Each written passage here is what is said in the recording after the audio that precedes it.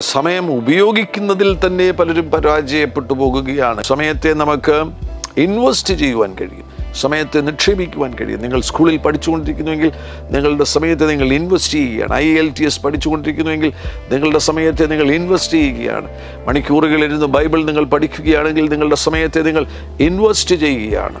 അങ്ങനെ സമയത്തെ നമുക്ക് നല്ല കാര്യങ്ങൾക്ക് വേണ്ടി ഇൻവെസ്റ്റ് ചെയ്യുവാൻ കഴിയുന്നു. എന്നാൽ അനേകർ സമയത്തെ വേസ്റ്റ് ചെയ്ത് കളയുന്നുണ്ട്. മനഃപൂർവ്വമായി തീരുമാനമെടുക്കണം. എവിടെയൊക്കെയാണ് നിങ്ങളുടെ സമയം വെറുതെ നഷ്ടമായി പോകുന്നത്, അതെല്ലാം കണ്ടെത്തിയതിന് ശേഷം ആ സമയത്തെ നല്ല നിലയിൽ ഉപയോഗിക്കുവാൻ വേണ്ടി മനഃപൂർവ്വം തയ്യാറാകണം. വെറുതെ ഞാൻ ചിന്തിച്ച് മണിക്കൂറുകൾ ഇരിക്കുകയാണോ, ഒന്നും ചെയ്യാതെ വെറുതെ ഇരിക്കുകയാണോ? പുറത്തു വരിക.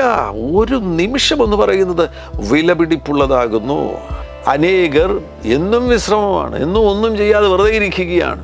ക്രിയാത്മകമാകുന്ന നിലയിൽ പ്രൊഡക്റ്റീവായിട്ട് സമയത്തെ ഉപയോഗിക്കുന്നില്ല. വെറുതെ ഇരുന്ന് ചിന്തിച്ചിരുന്ന് ഒന്നും ചെയ്യാതിരുന്ന് സമയം നഷ്ടമാക്കുകയാണോ? ഈ ശബ്ദം കേൾക്കുമ്പോൾ തന്നെ തീരുമാനമെടുക്കുക.